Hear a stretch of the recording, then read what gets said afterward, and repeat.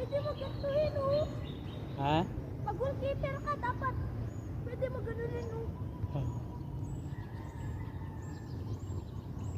Pasa ko, ah. Ano ba yan? Kunin mo. Hindi. Doon ka rin mag-strike eh.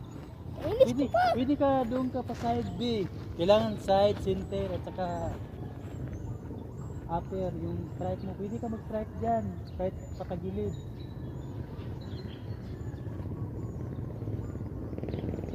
Dito B, itong ginawa natin. Ginawa ni coach. Dali mo dito. Doon ka.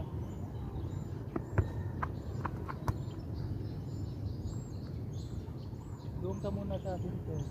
Ganun muna sa akin ha. Tapos takbo ka ng mabilis ha. Doon ka sa, doon pa, doon. Kailangan makabundong ka.